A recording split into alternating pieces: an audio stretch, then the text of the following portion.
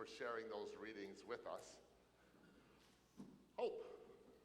It's the Sunday of hope. I always love it when you read on this Sunday. Thank you so much. You're awesome. Give Hope a big hand. This is her Sunday. I can't believe it. Here we are, beginning of Advent, just heading into Christmas once again. Anne can't believe it either. I said, Anne, it's time for you to preside once again. She said, yes. Wasn't it just yesterday when I presided? And here she is again. So thank you, Anne Bernard, for sharing with us again during this month. And I want to thank all our elves, Suzanne McGee and a whole bunch of other elves who always decorate the church every year. Don't they always do a great job? Give all our elves a big hand, too.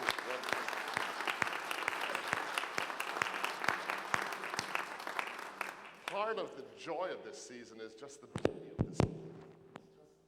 Just being present in the midst of all this beauty and all the lights. And what happened to my I didn't do anything. No. Did my cable come out? Somebody was saying, there's so much spontaneity in this church. Is it back in? Can you hear me? Okay, good. There we go. We're firmly ensconced.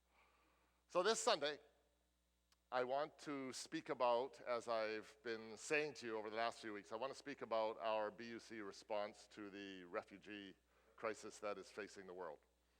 And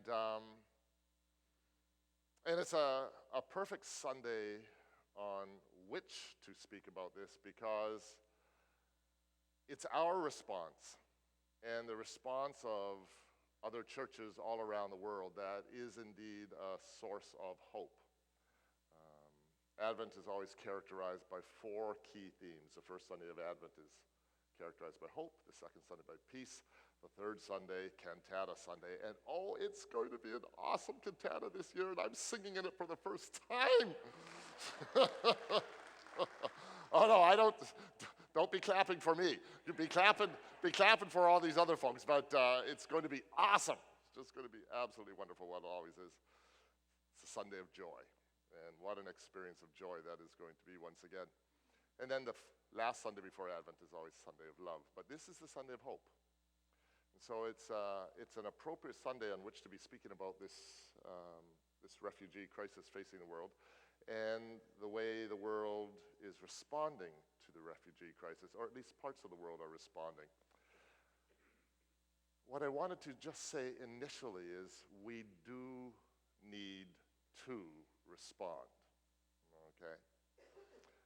It seems like, again, how time flies. It's about 7 or 8 weeks ago that I spoke about the refugee crisis, and you'll remember that I showed that picture up on the screen of Aylan Kurdi, the little boy whose body washed up on the shores of Turkey and who's drowning as his family was seeking to flee to Greece, really mobilized and drew attention to the world, to the refugee crisis that the world is facing. And what I spoke with you about on that Sunday is that the refugee crisis facing the world is actually much, much huger than even the piece of it focused on the Syrian crisis that we're dealing with at the moment. There are over 50 million refugees worldwide at the moment. Refugees from all sorts of different parts of Africa, from Central America, also, of course, from the Middle East. But it's the Syrian crisis with the 4 million refugees who have had to flee Syria that have really drawn attention to the magnitude of the issue as it is facing the world today. And remember what we talked about as well. It's 4 million refugees have left Syria. There's another 8 million refugees internally in Syria who have been displaced and who have had to flee their homes but who are still in the country. So I talked about all of that with you about 7 or 8 weeks ago, sometime at the beginning of October. But since then, the situation has actually become much more significant. It's become much more serious. It's become much more pronounced. And it's become much more pronounced. It's become much more serious as a result of what we also spoke about just recently, the ISIS or ISIL attacks in Paris. Now, in addition to the death and mayhem that took place in Paris, and I should also say in Beirut during that time, there have been two other highly unfortunate outcomes from that ISIL attack. And these other two outcomes have been this. One, the response of the world to the ISIL attacks in Syria has intensified dramatically, so that the bombing and the fighting in Syria has just become more pronounced and become more intensified. And what you're hearing in the news all the time is that although the bombing raids seem to be making a difference, there are all sorts of civilian casualties as well, right? All sorts of women and children and non-combatants who are also being killed in those raids as a result of seeking to address the ISIL threat. And so we have this intensification of the conflict in Syria, which is actually creating more refugees yet. So the situation isn't getting any better in the meantime, it's just actually getting worse at the moment. The other significant outcome of the ISIS or ISIL attacks in Paris and in Beirut and in other parts of the world has been that around the world there has been an intensification of Islamophobia. There's actually been around the world an increased angst around actually receiving and welcoming Syrian refugees into the various countries of the world. Paul, or John, can I have that first picture? This is a cartoon that comes out of a news publication in the United States. It says, Christian governors declare there is no room at their inns for Middle Eastern families. And you can see the governor is clutching a Bible to his chest and saying no to the Syrian refugees coming and looking for a homecoming in the United States. In the United States, no less than 6 bills have been presented in Congress seeking to stop the admission of Syrian refugees into the United States. 31 American governors have come out against receiving Syrian refugees into the United States. And it's partly because they're Syrian as well, and partly because they're Islamic, right? Can you just imagine? There's actually the governor of Kansas has issued a decree to all the state government agencies and whatnot, declaring that they are not to provide any support whatsoever to any efforts to support or to resettle Syrian refugees in the state of Kansas. So this is the kind of attitude that is emerging within the United States. Okay. Can you just imagine, by the way, if you had 50 states or even the provinces in Canada?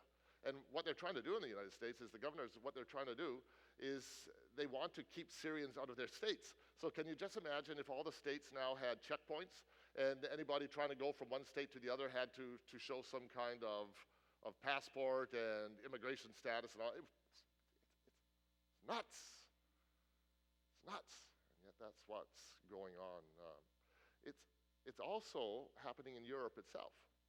And Poland has decided to withdraw from the NATO and the European Union response, saying that we will receive refugees into our midst. Poland said, we're not having anything to do with that. We're going to withdraw from that consensus that we had.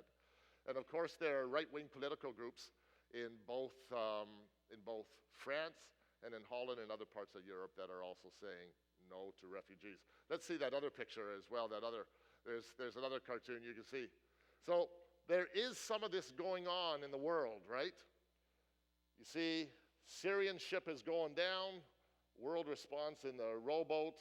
The refugees are trying to get into the boat, and the people are saying, no room, you'll sink us, right?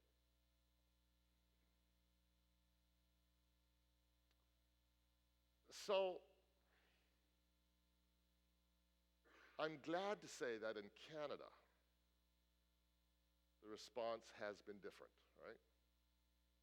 The response has been different. And our government has decided to push ahead with its original commitment to bring 25,000 refugees from Syria into the country. But it is indeed saying that we can't do it by the end of December. We'll try to do it by the end of February or March. And I think most Canadians understand there is a need to do it properly. There is a need to do it with wisdom. There is a need to take into account issues of security. And so the government is saying, yes, we recognize we do have to slow down the process a little bit, but they are committed to admitting more refugees into Canada. And the Canadian government has also committed an extra $100 million to, some of you may have heard Russ Day, who is the minister at St. Andrew's United Church downtown. He was recently in Syria and in the Middle East, and he was talking about how there's another significant need also for the world not just to resettle Syrian refugees in Canada, but there's also a significant need to provide support to all those refugees in the UNHR camps in Jordan and in Turkey and in Lebanon, where there are millions of refugees who are not going to be able to get out of the camps, and they need support as well, right? But even in Canada, there has been a little bit, we've heard it's been muted, it's been quieter, it's been not as pronounced, but there's also some angst around inviting Syrian refugees into this country as well. There's people leave me stuff all the time, and thank you for leaving me stuff all the time. I generally look at it, sometimes there's no name on it, I don't always get it, but somebody left me a cartoon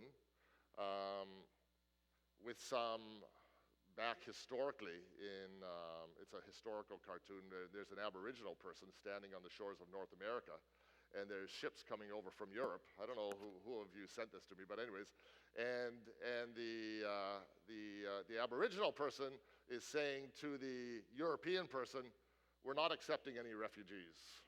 Okay. Show me the other cartoon, the other one. There's no, the backup. Did I tell you about the other one? Paul, keep going through. No, I guess I don't have it. Take that one off. I'm coming to that one in a second.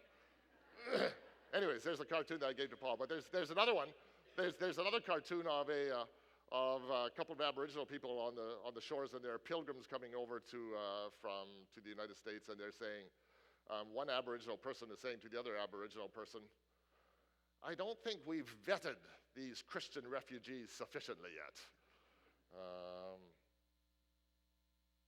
Just think how ridiculous it would be if the Aboriginal peoples of Canada had said, when all the Europeans who originally came to Canada or came to North America in the early days of our history, most of the people who came here were fleeing from repression or conflict or famine, looking for a better life here too.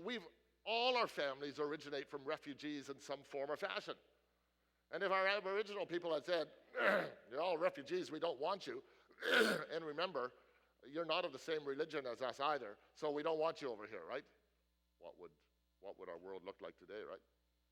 And I sometimes think too, even closer to home for me, is my parents came to Canada after World War II, right?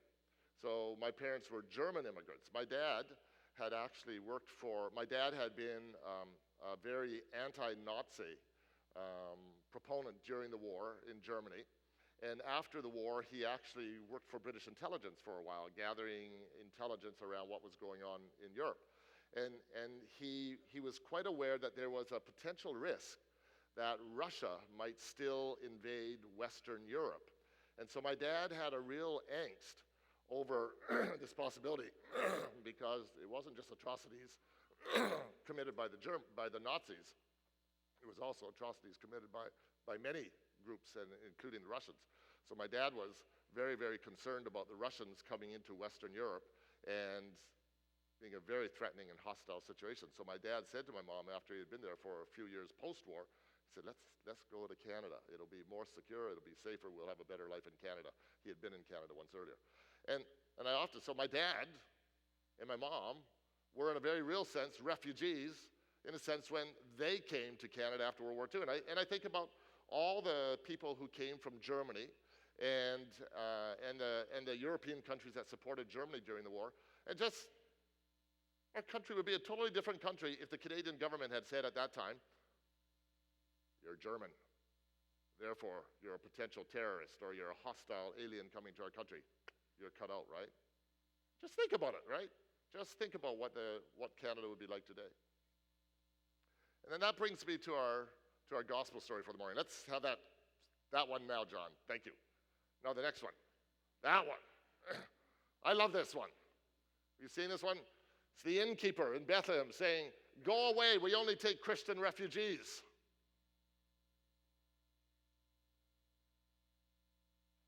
Mary and Joseph weren't Christian, were they? They were Jewish. Now, the story actually tells us that at this point in time, they weren't actually refugees. But if you read the story from Matthew, it's a very interesting story because there is that whole section where after the Magi, the story says the Magi came, and Herod finds out that this little baby Jesus is about to be born. And Herod is totally threatened. Herod is a Middle Eastern strongman back in that day and age. And he says to the Magi, "Come and tell me where the baby is when you're done." And yet they get a dream that tells them not to go back to Herod. And the story says that an angel in the night speaks to Joseph and tells him to flee Israel because Herod wants to kill the child. And so Joseph and Mary flee Israel. They go to Egypt. They go as refugees. They have to flee in the night. They have to escape the violence. And then the story tells us that Herod proceeds to massacre all the infants in Israel. That's a part of the story we don't focus on a whole lot, right? It's a very real part of the story that, according to Matthew, Mary and Joseph and the baby Jesus were refugees in the initial phase of their lives.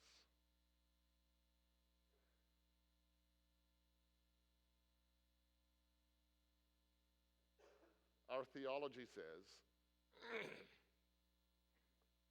our more traditional theology says, every human being is a child of God, is loved by God, regardless of your political orientation or the country in which you're born, regardless of whether you're British or German or Russian, regardless of whether you're Syrian or Jordanian or American or Canadian, every human being is a child of God and is loved by God. And our more contemporary theology adds to that God's spirit and presence permeates the entire universe. And that every single human being isn't just loved by God, is actually an expression of God's life. Every single human being belongs in the universe. The universe is God's sacred home for us all. And every human being should be entitled to safety, security, and food, and shelter, and love.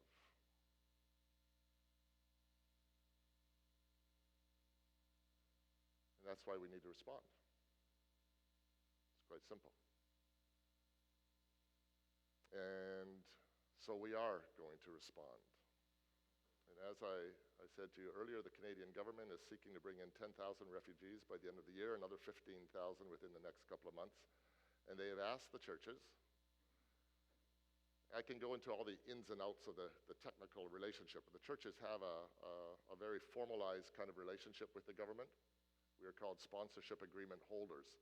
So the United Church of Canada, along with other churches, is a formal partner with the federal government in the process of resettling refugees into this country. So the federal government is relying upon the churches, depending upon the churches, to help support refugees in this country, including this huge influx of Syrian refugees, which has been added to the world's total at this point in time. So over the fall, we've been here involved in some meetings with our partner churches in the community, but as I said with you once before, between the different denominations, there's always a little bit of territorialism. I don't know what's about its silliness is actually what it is. But there's a reality to that. You might as well, you might as well know there's politics and there's politics everywhere, and there's politics in church life too. So anyway, so we tried to get a sort of a collective response from some of the Bedford churches, but everybody decided to do their own thing, and anyway, so that's fine. Go and do your own thing. So anyways, but there are a few other United churches in the area, and we thought, well, okay, so we'll work together with some of our other United churches. And so we've had discussions with Rockingham United Church and with Fair United Church and with Knox United Church in Sackville as well. And they all want to do something as well. And they all agree. And there's a sense that there might be a collective kind of ability and strength in working together. So we had a meeting this past week, and representatives from our churches got together, and we all agreed that we're going to work together to support either one or more refugee families to be resettled in our area. And so there's a few things that need to happen around that. First and foremost, we need to raise money. Okay, so that's the first and foremost kind of thing. And that's why you have an envelope in your bulletin this morning. You have it. Does somebody have a copy of that envelope? I think you all have it. Peter, it fell out of yours. Anyways, thanks, Roddy. So, no. Thank you. So, this one. So it just says help refugees. So this is an opportunity for you to make a contribution to the refugee resettlement fund that we are going to engage in. It costs $30,000 for a year to resettle a refugee family of 4. And so let me just say to all of you, how many of you have done your Christmas shopping yet?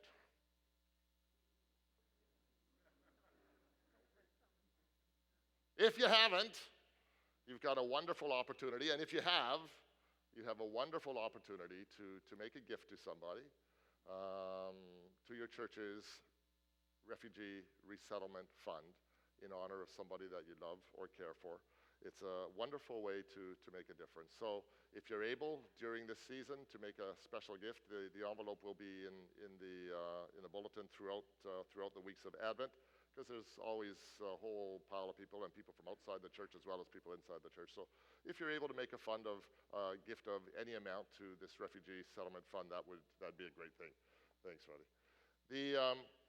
So we're inviting you to do that, okay? So that's the first task, is you just have to raise the money for it.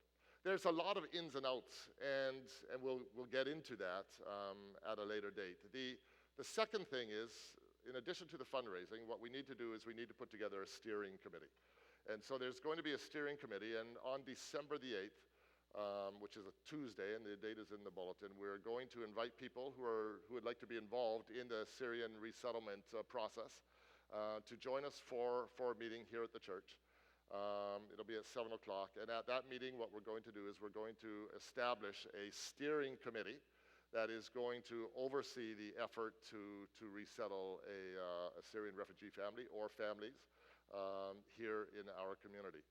And so we're going to, that committee needs a chairperson. It's just like all processes require some organization and structure, right? And you need a chairperson, vice chairperson, secretary, and treasurer, okay? And then we'll need to establish an account. And then we're also going to establish subcommittees. There are committees that will need to look after furniture. There are committees that need to look after bureaucracy and administration and paperwork. There are committees that will need to look after getting children into school, committees that'll take care of health issues for the refugees coming over. There's a whole committees that'll be just people that'll just be driving people around and hooking them up in the community. There'll need to be a social committee if you like putting on social events and just making people really feel welcome. So there'll be committees that'll require people working on those committees as well to provide all the feet on the ground, hands-on kind of logistical work in terms of supporting these families as well. So all of that is going to be organized on this Tuesday night, December 8th. Once we establish the committee, the team will get to work and they'll start their work, and we'll be raising money, and then we'll submit our documentation to the government, say that we're ready to receive a family or families, and then at some point, I'm sure in the new year, early in the new year, we will be appointed with families to be settled here. So that's a quite simple statement of how the process will work. So a number of you, I sent a clipboard around already a couple of weeks ago, have signed up. So if any of you would like to join that effort, or if you can't be there on that night, let me know, or let Gloria know back here as well.